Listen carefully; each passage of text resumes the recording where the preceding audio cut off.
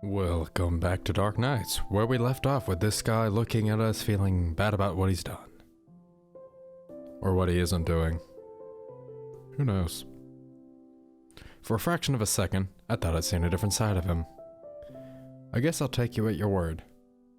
Warrior brushes a strand of hair away from my face and pulls it closer to sniff it. And that shows weird. Too bad I need to hold myself back. Are you a werewolf? I lift my knee to kick his stomach. Once he releases me, I crawl away from him. Pervert. He sounds like a vampire, but he claims that's not the case.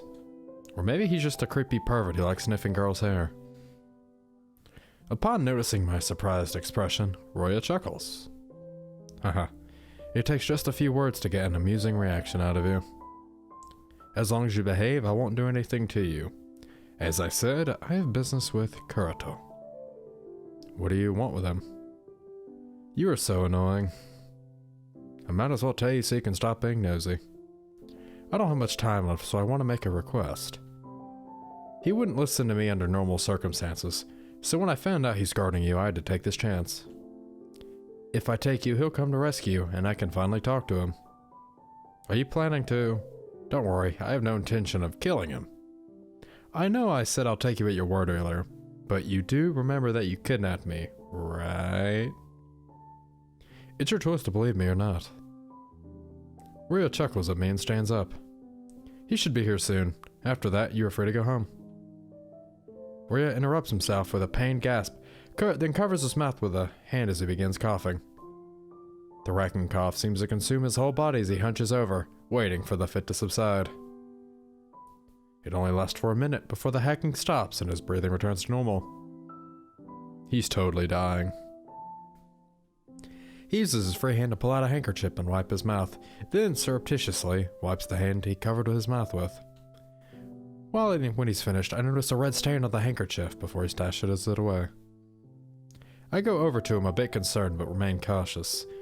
Dude, I understand you probably feel bad, but this dude literally kidnapped you. Why are you gonna feel guilt if he's dying? You should go to the hospital. No crap, Sherlock. It's nothing. I just haven't eaten anything for days. My body grows weak. You better stay away from me. I could lose control at any moment. I don't get it. What are you? At that moment I hear sound of footsteps close by. Roya quickly dashes to the side just as I hear a gunshot. Whenever I turn my head, I notice there's a chipped spot on the floor where Roya stood a second ago. What's going on? Or tisk. There's the sound of a gun cocking. I catch a glimpse of someone standing in the hallway. Is he using a revolver? Nice. It takes just a few seconds for me to realize that it's Kurito, an intense expression on his face. Hello, bodyguard. You failure. I hear Royo swear under his breath, and he escapes upstairs. Already gone before I could blink. Everything is too fast. I cannot keep track of what's happening. Yeah, that was pretty fast. Good old saving.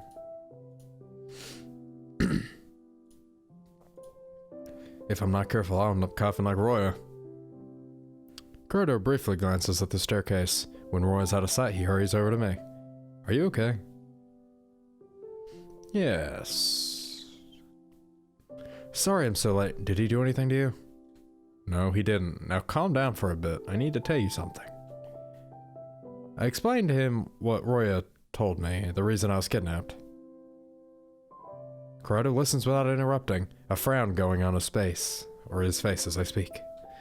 I don't think he's a bad guy, so don't shoot him before listening to his request. Besides, he's your classmate. I know. I just pretend not to know him. I wasn't really aiming at him anyway. Kurito lets out a deep sigh and looks up to where Roya just escaped to. That guy's a pain. I don't want to deal with him right now. Come on, let's get you out of here. He sounds so irritated. I wonder what's on his mind. As we head towards the passage, I feel pain shoot through my ankle. I probably sprained it when I kicked Roya. I walk behind Kurito with a blank face, trying not to let my discomfort show.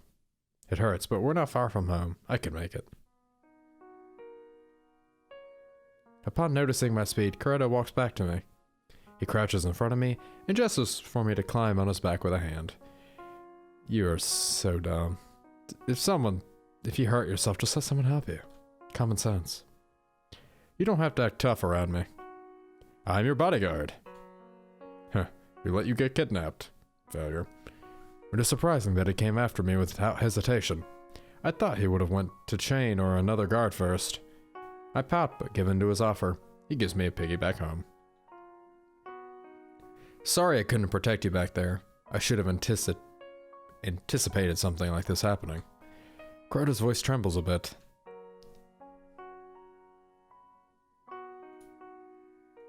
Oh boy, a choice.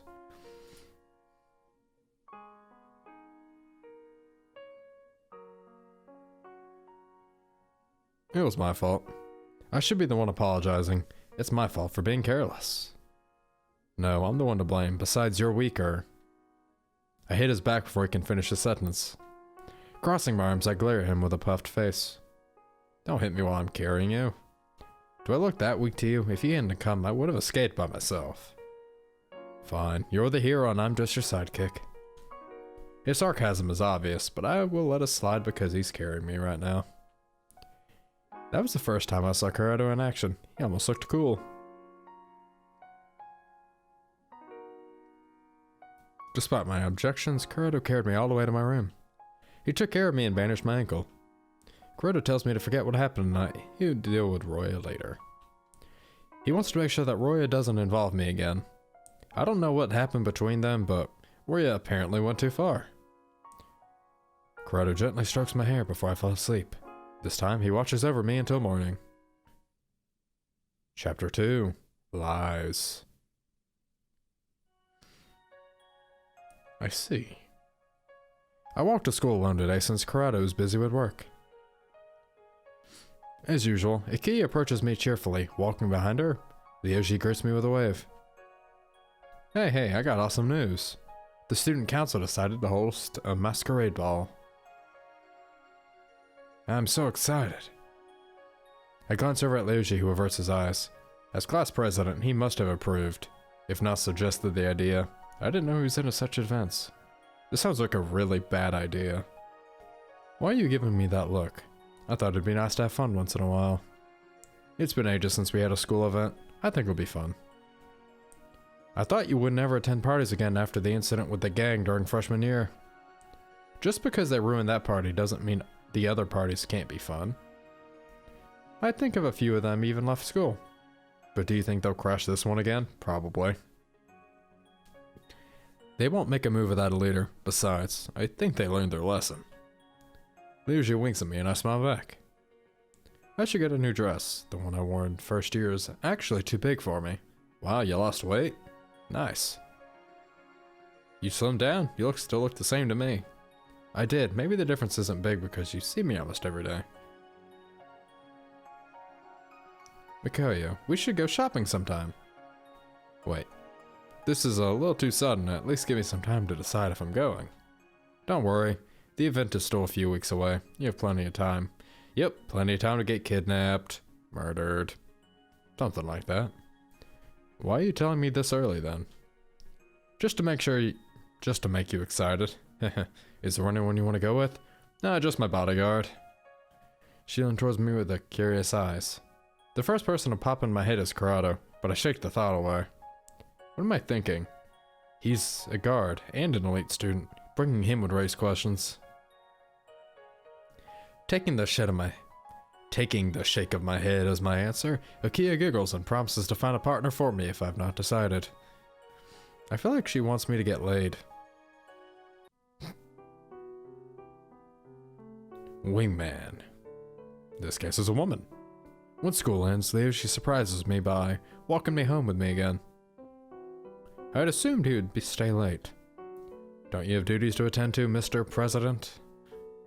Dad said he needs a hand with paperwork. Club activities can wait till later. How have you been doing lately? Not too bad. Got kidnapped. Sprained my ankle. You've been quiet lately. I can't tell what's going on in your mind. Good. Stalker. Are you afraid something will happen to you with all these murders? Nah. Memories of last night resurface in my mind. When Roy kidnapped me, I actually thought I was going to die. Corrado saved me, but my mind is still not at ease. I get the feeling Roy will return. I'm just thinking about solving them. I smile at him, bumping his shoulder. He's always been there for me since we were young. The usually never changes. Soon after we part ways, I enter my house. I notice Corrado lying on the couch, reading the newspaper. Hey, Corrado. Sorry for making you wait. Let me buy some... Once he hears my voice, he sits up startled, and I realize he's not wearing anything except a towel around the way. Is this going to be a common thing in this route? Corrado? Ah, Miyako, I didn't expect you to return this early. I grab a pillow from the couch and throw it at him. Why are you throwing a He managed to dodge it. See? I just took a shower and it's warm in your house. Besides, this is really no different from the shirtless guys at the pool. I throw another pillow at his face before he can finish his line. No room for discussion. You promised to follow my rules, and my rules say you need to wear pants. And why do you take so many showers? Because he has the chance to. I guess. Corrado rubs the back of his neck, averting his eyes as he speaks to me. I got dirty climbing into an old house to save a certain someone. Then put something else on. I came here empty-handed. Don't you have other sets of clothing at your other place? They're due for a wash, so... I sigh deeply and shake my head. How did this guy ever function on his own? That is an important question. I can get new clothes for you. I need to go shopping for groceries anyway. It's the least I can do to thank you for your help. Thanks. By the way, can you cook? Maybe you can prepare some of the ingredients for a meal. Wait, never mind. You might blow up my kitchen. I'm bad, but not that bad. After telling him not to do anything stupid while I'm away, I grab my shopping bag and head out. I wonder what I should buy for him. I forget to ask what he likes to wear. Probably a beanie and the same thing. Maybe I should buy something that can double as both formal and casual wear. Wait, isn't this an indirect way of asking him out to the ball? Oh well, if I don't mention it, he won't know. That is not how that works at all. It takes a while to get everything, and the sky's already dark when I leave the store. I cannot help but grin at the bags in my hands. When I walked through the men's section earlier, the shopkeeper asked if I was shopping for my boyfriend, so I simply brushed it off. On the way home, I noticed a familiar small blonde boy walking ahead of me. Since we're heading into the same direction, maybe we can walk together. I have almost reached him when I suddenly trip on bumpy ground. Surprised, Kaichi turns around and extends his thin arms to catch me. It does not work very well because he falls back unable to support my weight, and both of us hit the ground with my chest, crushing his face. That hurts. Are you alright? I roll off his small body and get up. His flustered face looks up at me, clearly annoyed by this incident.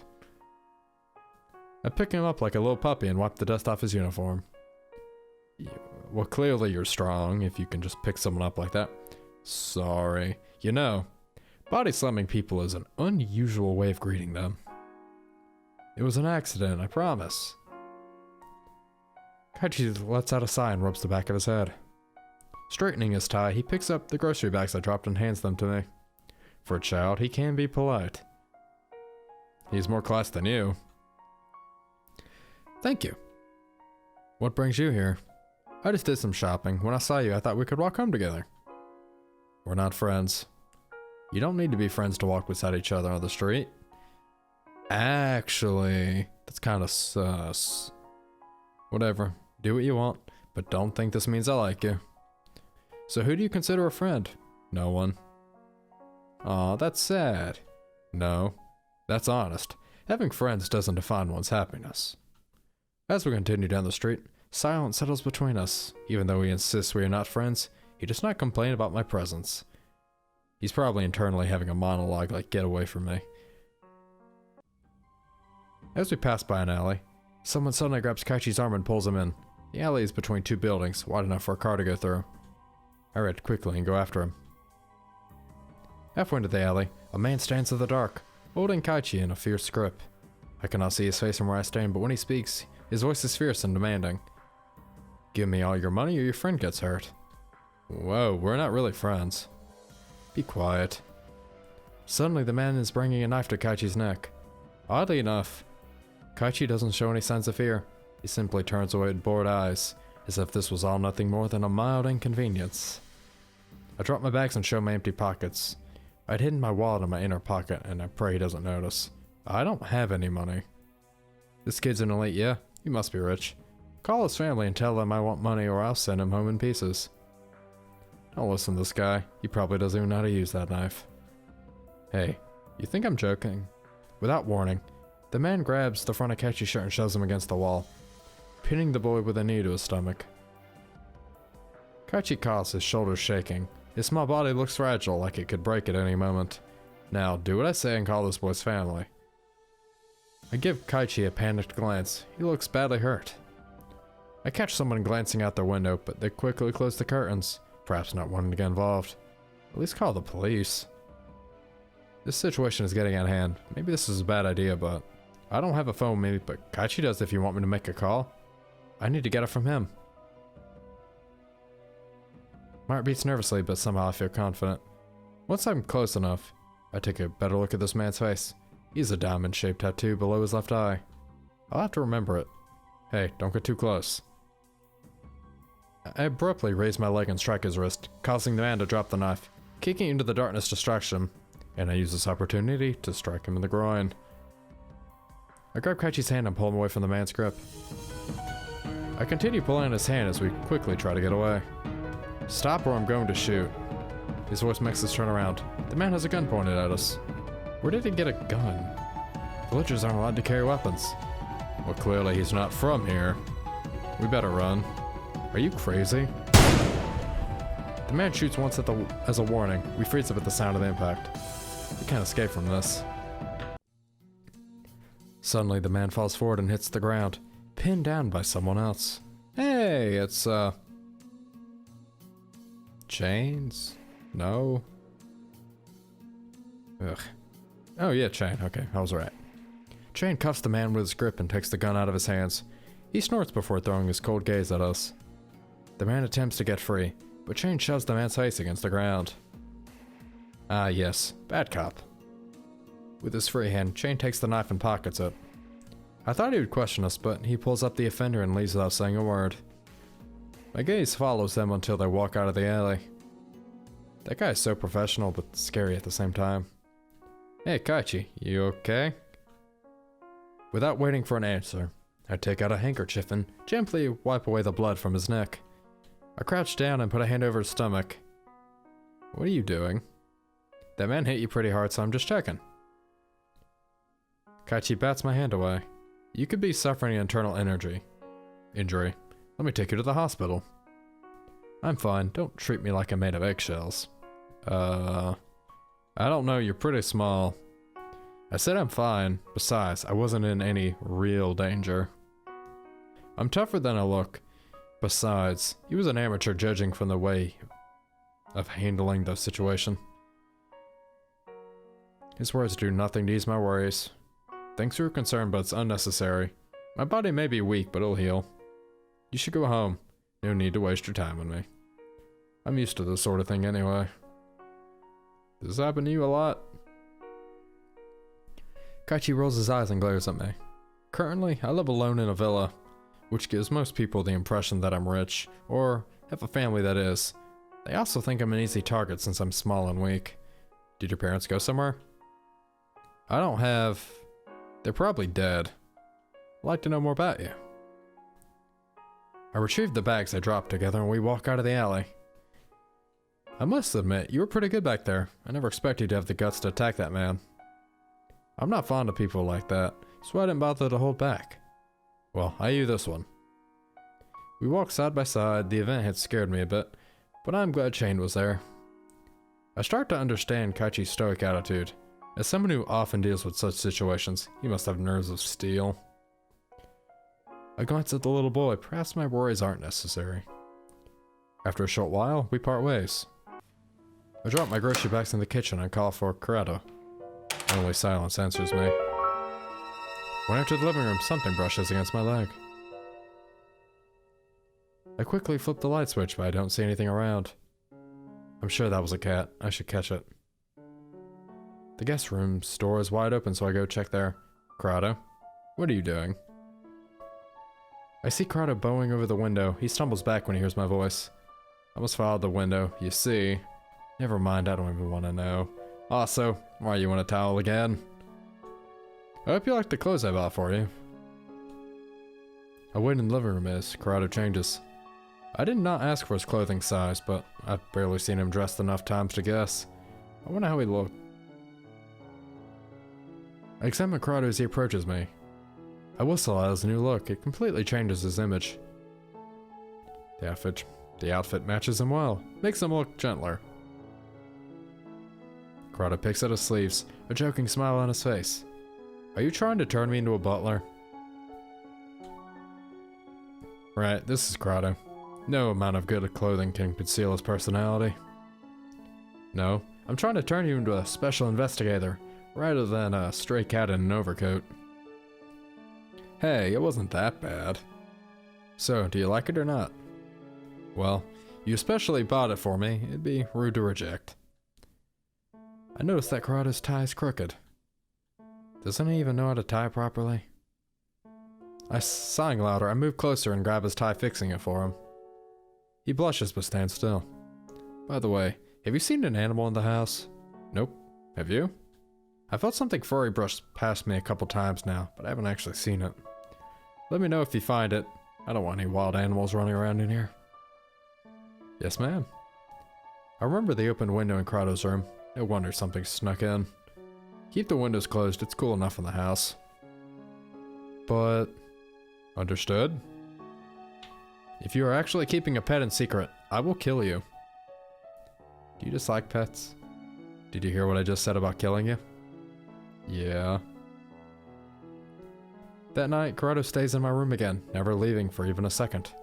Maybe Corrado is worried Roya would come back for me. I tell him to go to sleep, as it's been a while since a murder occurred.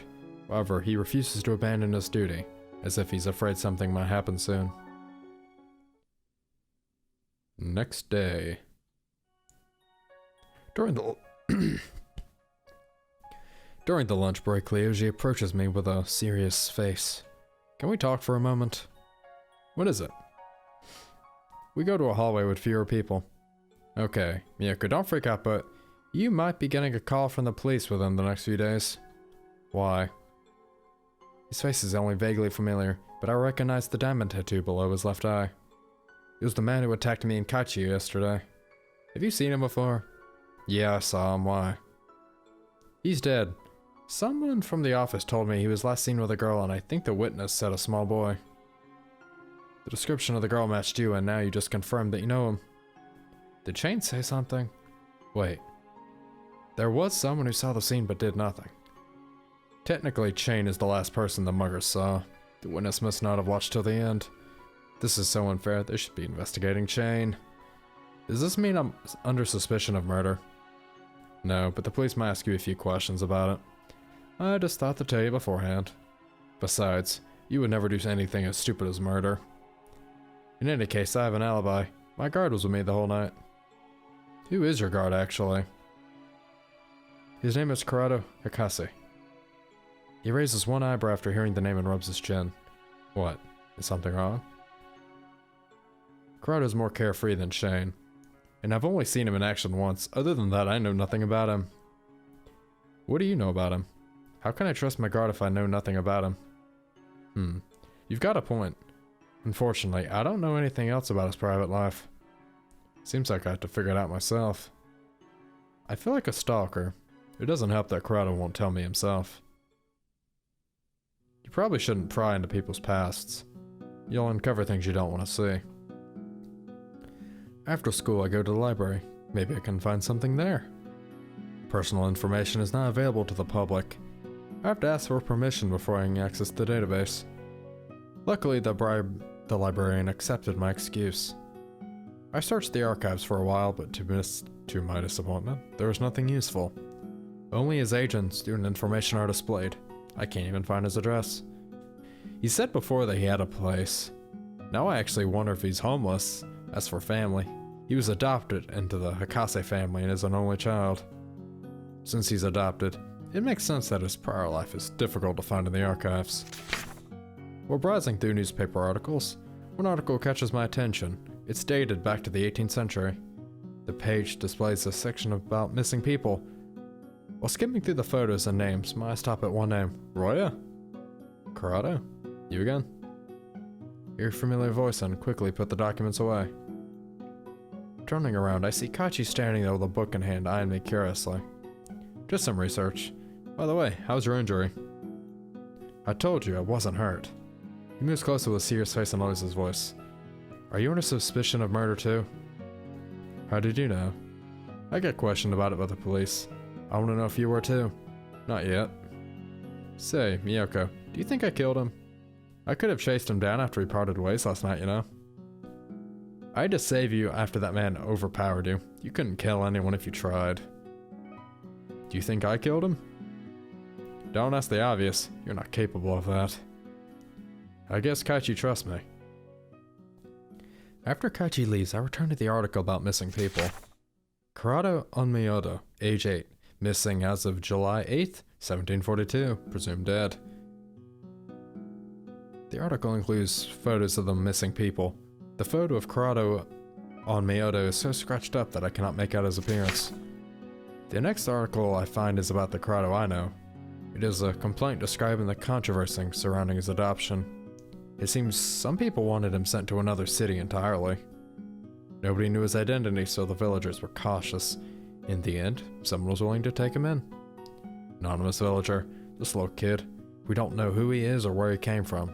He's suspicious as hell. I don't like the brat, and I can't believe the Hakase couple took him in. How can people even complain about adoptions? I guess people will complain about anything. It's just a matter of finding someone who will listen. Browsing through the newspaper articles, I find a report about an incident from a few years ago. During a training camp in the forest, Corrado went missing with his partner. He returned alone after several months. Corrado claimed he did not know what happened to his partner, and the case went cold shortly after. The deeper I dig, the more questions arise. His background is shrouded in mystery. There are more reports of the archives, but the library is closing soon. It seems I have to head home. Well, the chapter's called Lies, so who knows? The smell got stronger as I stepped in the living room. Then I realized what's going on and rushed to the kitchen. Don't tell me you are burning. Corrado turns around and greets me with an innocent smile. Welcome home. Well, dear, while you were away, I prepared dinner. Wow, you didn't blow up my kitchen? Of course I didn't. I didn't even set anything on fire. I glanced at the odd-looking fish on the kitchen counter. How could he waste those ingredients? I was going to use them this week. I rubbed my forehead, grimacing at what he made. What is this? It looks disgusting. It doesn't look very edible. It looks like it still has the skin on. I suppose he wanted to surprise me with a meal. Well, it's the thought that counts. Thanks for your hard work, but let me take care of the rest. Hold on, have a taste of this first. It gives me a plate with fish chopped in pieces. It looks really suspicious. I wonder if I can eat this or not. All I know is that it's prepared wrong. Ask what he added to the fish, but he refuses to tell me unless I try it. He put so much effort into it, I might as well take a bite.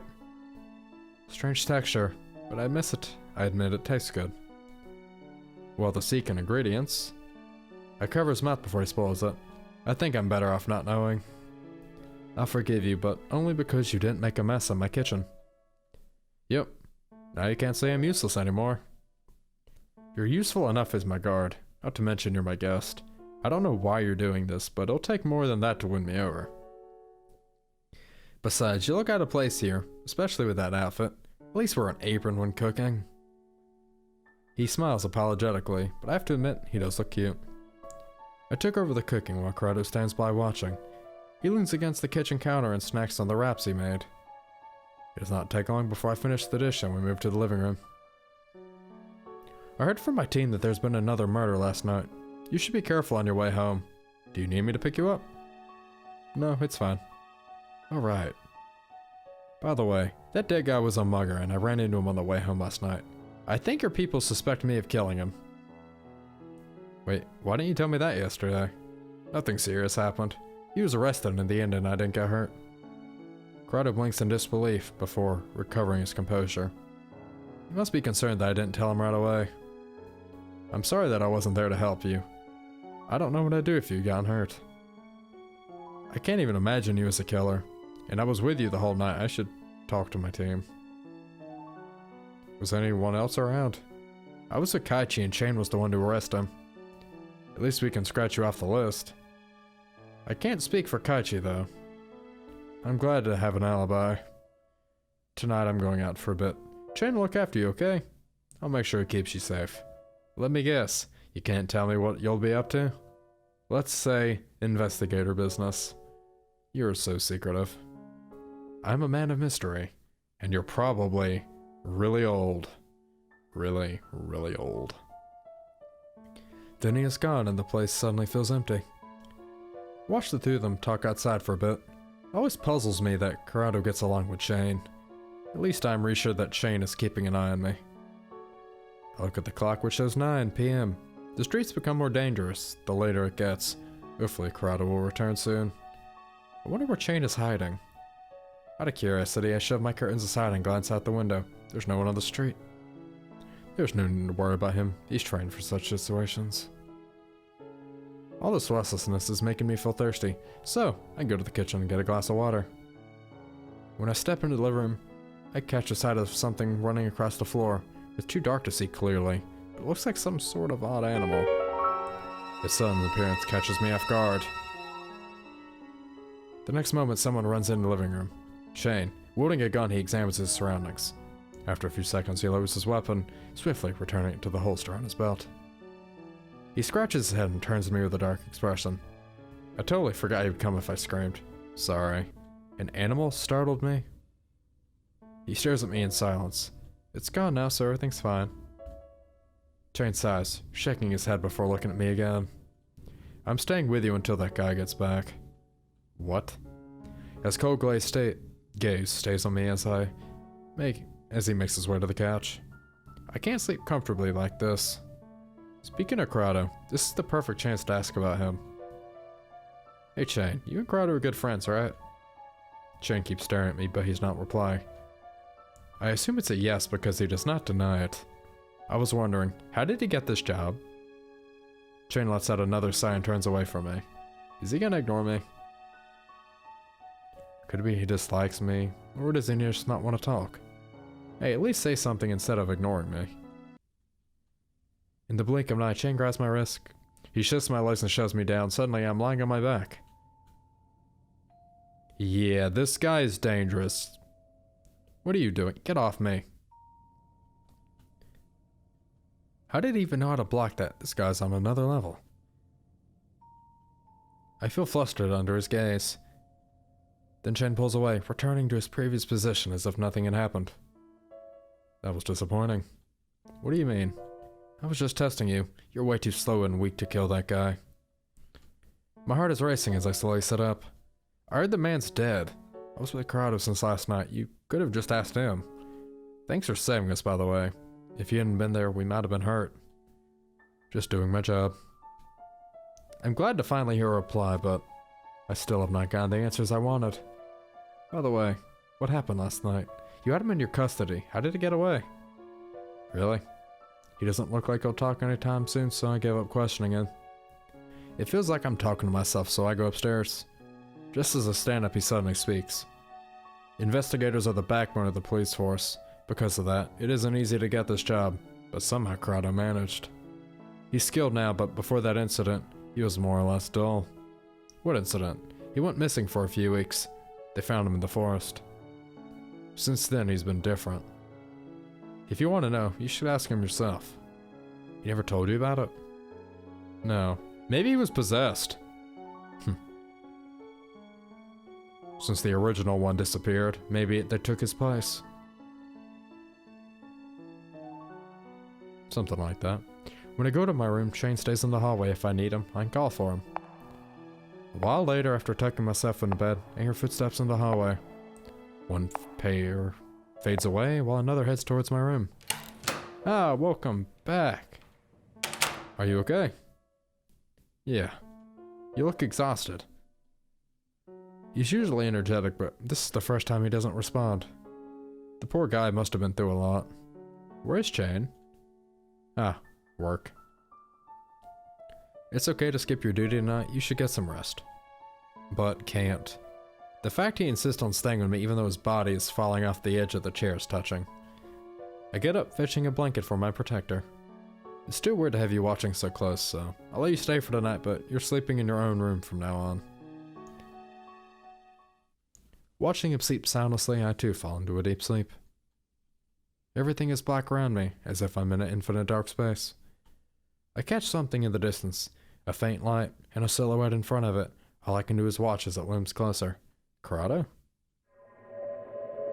I reach out to take it, and then flinch when I see that it's stained with blood. I realize he is speaking, but I cannot hear the words. I slowly step away as everything fades out. It was just a dream. Corrado's in the same position in the morning, still asleep. I decide to let him be and prepare for school.